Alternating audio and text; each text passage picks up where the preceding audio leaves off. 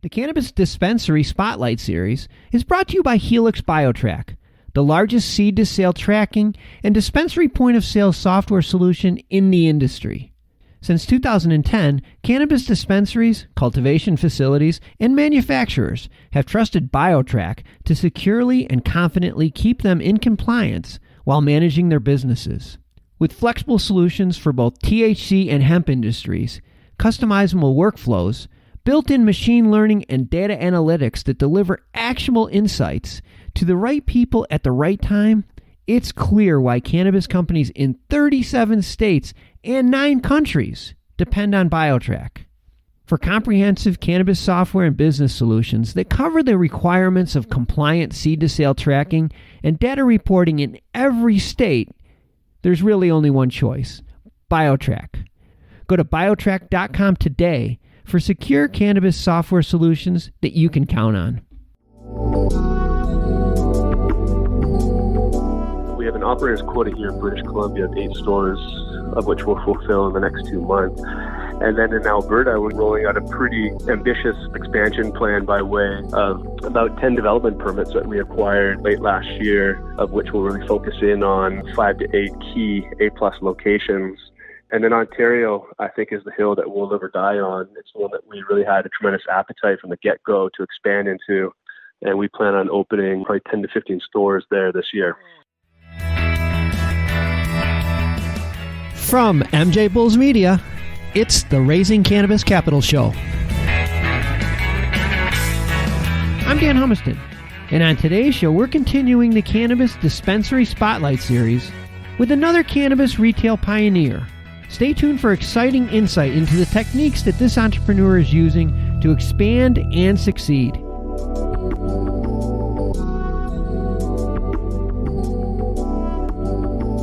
Today in Raising Cannabis Capital, we are continuing this month's Cannabis Dispensary Spotlight Series with Harrison Stoker from Hobo Cannabis Company. Harrison, welcome to the show. Hi, thanks for having me. Well, exciting, and we're glad you're able to take some time out of your day-to-day to talk to us about Hobo Dispensaries. You're a Canadian chain, so we're very anxious to learn what it's like to run dispensaries in Canada. I guess to get things started, maybe you can just tell us how you got started. Yeah, well, it's funny you started with chain. We've always really shied away from that word, despite being in business for 20 years by way of hospitality businesses, and that's public houses, cocktail clubs, barbershops, cafes, restaurants. And we've always taken a pretty unique approach to building our brands and business verticals, and that's a sense of independence. And so out of the 14, 15 pubs that we've got, there's no 2 that are named the same. And so that's why I say we've always shied away from the idea of chain that really fit our corporate culture, because we never really used the word corporate either. Yeah. That was until we started a men's barbershop brand called Barber & Co. And it's now got 7 locations. And so we got a little exposure to the idea of a chain or a multi-door. But 20 years experience in hospitality certainly sets you up for success as it relates to service and human interaction, which was a pretty natural fit for moving into cannabis retail. On top of that, because at a provincial level, after mandated by the federal government, every province was allowed to figure out their distribution method.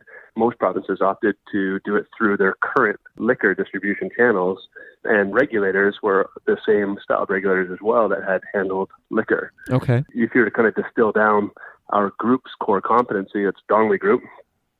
We are really good at lining leases and licenses, which is effectively the first hurdle in getting into cannabis retail. We're also pretty agile and nimble and maybe a little bit masochistic in our work ethic, all characteristics and values that were absolutely needed for getting into this emerging market. Especially in Canada. I mean, you guys were off to a scramble there to try to get licenses. I know it was a real challenge. And is that the approach that you used to expand? Yeah, it was. I mean, obviously, we were really familiar with the regulators and the negotiations, navigating the water of licensing by virtue of liquor licensing. But we learned a few hard lessons. The first lesson was we're all new to this in Canada. Everybody was new to this new legal market. And so there was a real process of learning for everybody, ourselves included, despite having sort of quote unquote 20 years experience in acquiring leases and licenses. So there was certainly a steep learning curve, but it was a learning curve that we had sort of put ourselves through before and were ready to sort of weather that storm by just staying pretty scrappy and independent is really at the core of our DNA. Yeah, and being in the hospitality industry gives you a leg up because you already are comfortable with that aspect of it. Now it's just trying to adopt a lot of those principles that you learned and have perfected in the hospitality industry to the cannabis industry. Yeah, that's it exactly. I mean, the first principle really is the customer experience and a real relentless focus on that customer. There's really nothing more important than that. So we always kind of hold that high and holy. But then operators really genuinely understanding the value of a dollar kind of put us ahead of the pack as well. When you had a lot of other sort of public market macro style companies coming in that were a little bit more bureaucratic and ready to spend money on places that we don't spend money. Every penny counts for our group. Hospitality, the numbers aren't sexy. As we're finding out, the numbers aren't too sexy in cannabis retail either. But if you know how to operate and you know how to pull out operating income through margin, then you're going to be just fine. And that's something we're really good at as well. But customer first, operating second, and then differentiation through brand third. And another thing that I'd say that we probably pride ourselves on is really resonate with the audience that we focus on and developing really disruptive and progressive brands. Hobo certainly is no exception. Yeah, and when you move into a new market, are you doing that as your company or are you doing it as a partnership with other companies that already have licenses or some combination of the two? I mean, if you're taking the license perspective, then it's sort of a hybrid. Hobo Cannabis Company is fully independent, owned by our parent co, Donnelly Group, for whom I work. But as it relates to licenses, we've got sort of a blend, if you will. So all of our West Coast operations, that's 5 stores here in British Columbia, be called corporate stores, fully owned by our corporate entity, licenses included. Whereas in Ontario, because the way Ontario rolled out licenses, this was a lottery allocation. We actually had to enter into brand license and service agreements with our licensees there because they were awarded a license through a lottery process. We didn't win that lottery process ourselves. There was a lot of really lucky licensees out there that came out on top. Thankfully, the ones whom we've entered into agreements with are also smart licensees, and they really understand our vision. And so in Ontario, we've got 1 Ottawa location, and we've got 3 more locations rolling out through Q1 and Q2 this year.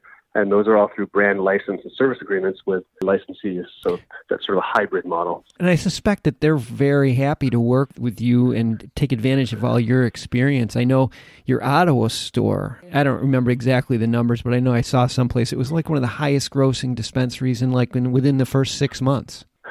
Yeah, it was. We had a tremendous opportunity to be able to open in our nation's capital. It took a lot of hard work to make that happen. And because of the licensing process there was 24 licenses allocated with the opportunity to all open on the same day.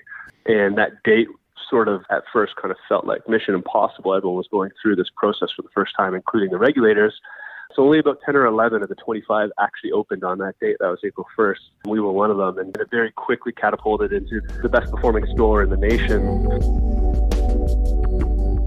I want to take a short break to let you listen to a quick preview of our next episode. So we are expanding to Massachusetts and also New Jersey. We're hoping for the spring, but could stretch out into early summer, depending on some compliance and regulatory approvals.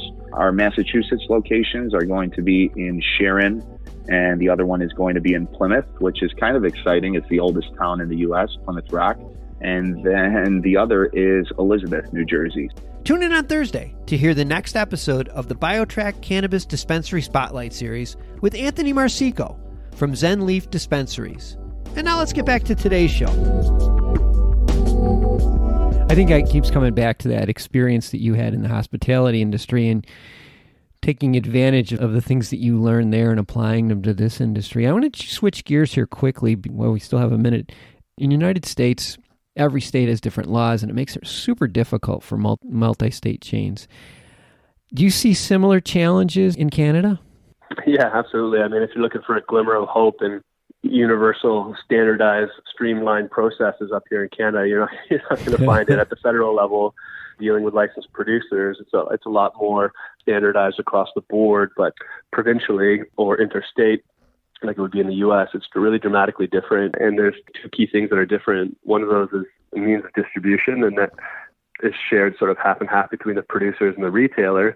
Most provinces have opted to regulate distribution themselves through their liquor board, so using their supply chain logistics and systems through their liquor software and their liquor facilities.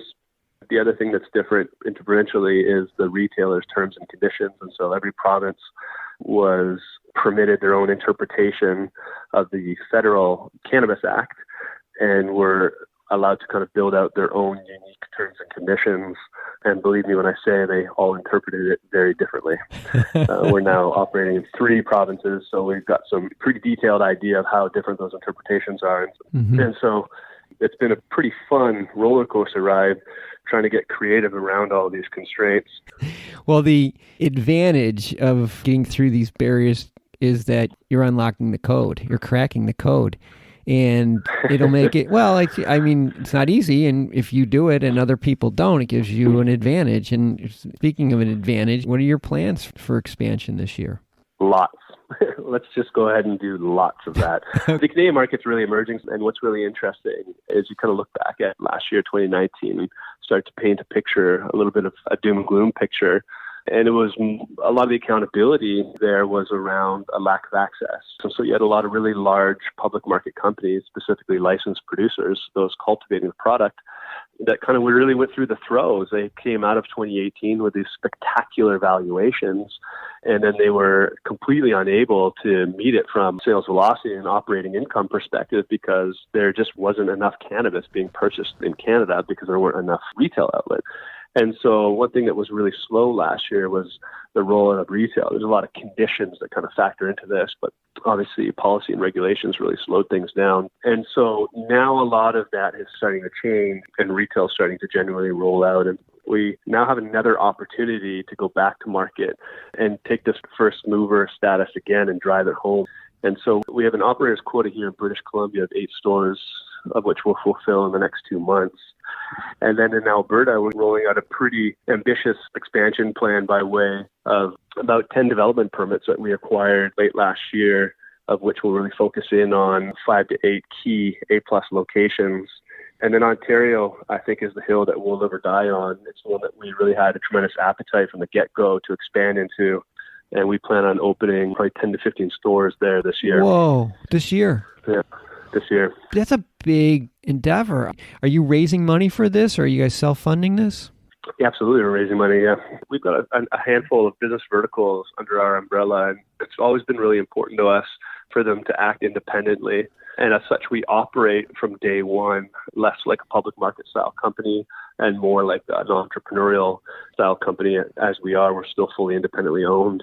We've done 2 small raises for Hobo Cannabis Company to date. We're doing a 3rd raise very shortly to capitalize this Ontario expansion plan. The 2 raises to date allowed us to execute on BC and the upcoming Alberta expansion, but Ontario is really where we want to focus. Keep in mind, we went to Ontario about 5 years ago with hospitality and started to build out a pretty robust framework there of really great pubs, barbershops, cocktail clubs. So we've got an excellent talent pool that we've been developing over the last almost 5 years. They're just sort of foaming at the mouth, ready to go because the skill set is highly transferable from hospitality to retail. And you have boots on the ground. You already have infrastructure in these markets, which is boots on the ground. Take it from me, that is very difficult to put in place. It doesn't happen overnight. We could talk forever. We will have all of Harrison's and Hobo's information in the show notes and also on the MJBulls website. So if anybody wants additional information or to reach out to them about possible investments, you can get all that information right there. Harrison, this is really exciting stuff. You're killing it up there. Good for you. Hey, you're telling me we're having a little bit of fun, at least while we're still at it, you know. Well, thanks for being on the show today. Hey, my pleasure.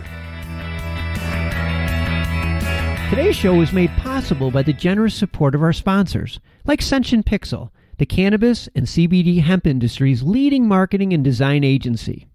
For over 3 years, cannabis and CBD hemp companies have trusted Senshin Pixel with all their social media management, influencer marketing, print, packaging, and web design, blog, and SEO needs. Go to ascensionpixel.com or click on the link in the show notes to learn how Senshin Pixel's hireable, all-in-one marketing and design department can amplify your company's communication. Today's podcast was produced by MJBulls Media, the industry's premier cannabis podcast network, with original music produced in part by Jamie Humiston. I'm Dan Humiston, and you've been listening to the Raising Cannabis Capital podcast.